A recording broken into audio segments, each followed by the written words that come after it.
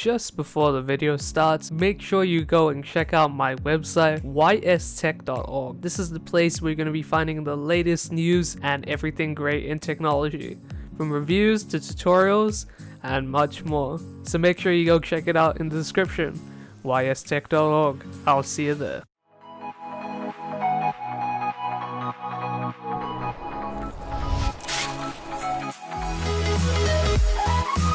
Hey guys, it is Wise and Wise Tech here, and today I'm going to be showing you a budget PC build. Now I think this is really powerful, especially for the price, and let's go ahead and take a look at this guy. So it is about $1,170, and you can see all the parts here. I'm going to go over them one by one, but it's at the moment it's about $1,218, depending if specials are on, and that's why I got this price up here. Obviously, I'm going to write $1,200 about in this title, but that's what the price is as of recording. So let's get into this build. So first of all, we got this CPU. We've got the AMD Ryzen 3 3100 3.6 GHz quad-core processor, and it comes in at about $177 from First Wave. And this is a pretty good CPU.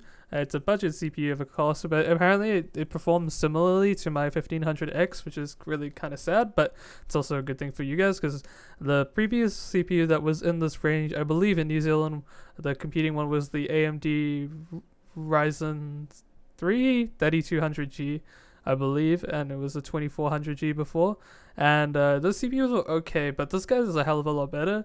It performs pretty well, but I've had mixed things. Again, I've heard it's better than the 1500X, which I have. I've not overclocked mine, and I probably guess you guys wouldn't be trying to overclock with the CPU. I'm not sure if you actually can. There might be a little bit way around that, but overall, I think it's a solid CPU, and yeah, it seems like a pretty decent guy. So let's head over to the motherboard, and we've got the Asus Prime B450M-A. I've got a very similar motherboard. I've got the B350M-A, and this guy comes at about $145 from First Wave, or from PBTech for $147. Now this doesn't have too many capabilities on this motherboard, as far as I know. It's just got standard 6 SATA and 1 M.2 and 4 RAM slots and 1 16X slot, which is probably all you need. It is a budget build, and it's a budget motherboard. It's got this on the I/O shield, so if you guys see that there, if that's enough ports for you guys, you should have some ports for 3.0 on the front of your case as well that you'll be plugging into the motherboard headers as well. But this is the I/O it comes with. It seems like an okay motherboard, and yeah, I mean, my one's going pretty well, but it's a generation behind. And sorry, I just forgot about this. This is the alternative CPU you can get as well, is the AMD Ryzen 3 3300X, clocked at 3.8 GHz, the quad-core processor, and it is really quick from what I've seen in benchmarks. And yeah, paired with the graphics card I'm going to show you guys just now, it is pretty cool. You're going to have to stretch the budget a little bit more. I believe it's about $65 more than the other one, but this one's about $235 from First Wave or $240 from PBTech, so quite pricey. Especially if you guys are going for a super budget. But I'd highly recommend also checking out the Intel 9400F with their alternative motherboard, and I can't exactly remember which one it is. I think it's a H350, something like that, and those are also very comparable towards the Ryzen 5 3600 in terms of gaming specifically.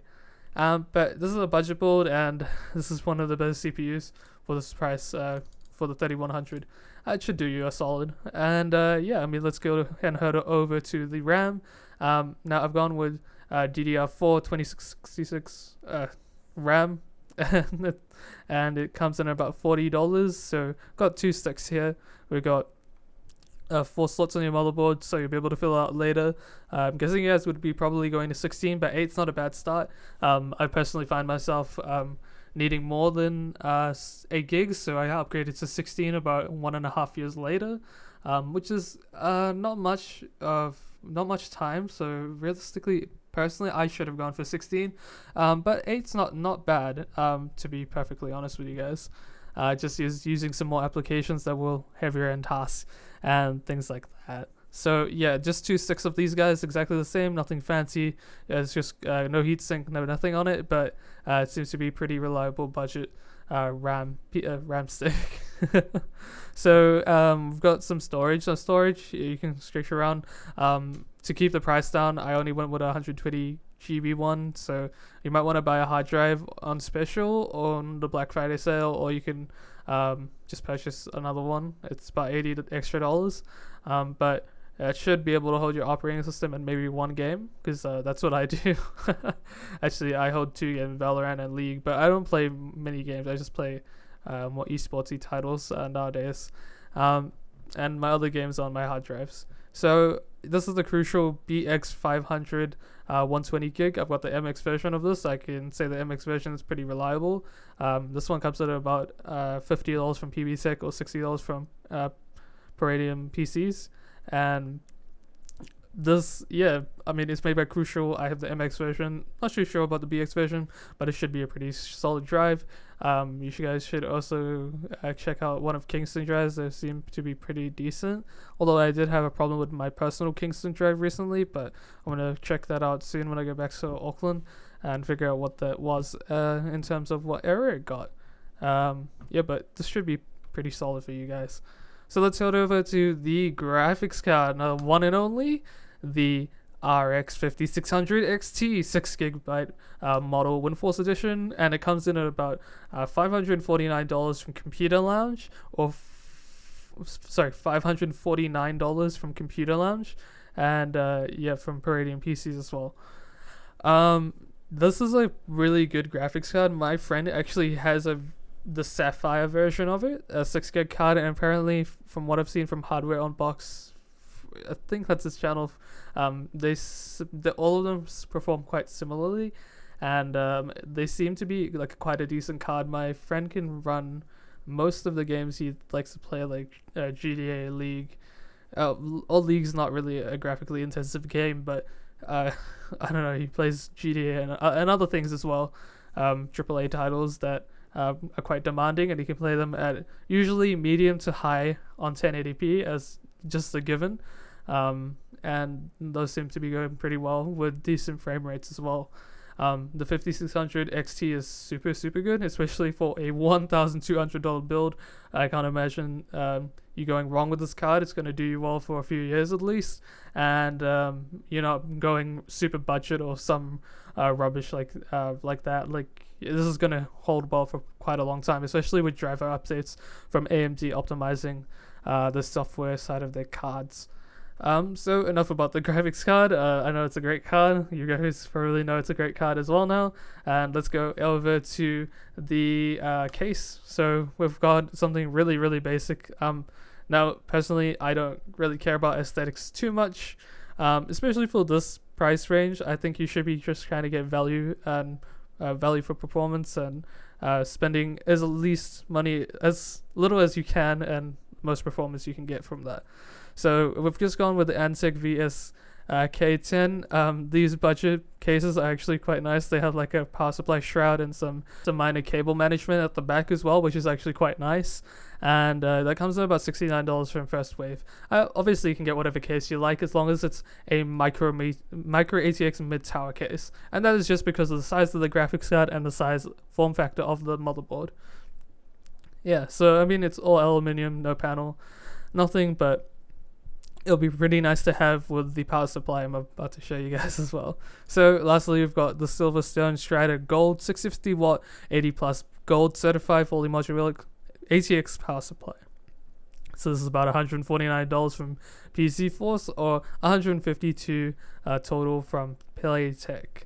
So it should be a decent power supply from what I can remember, and I've seen quite a few people give some recommendations on this power supply.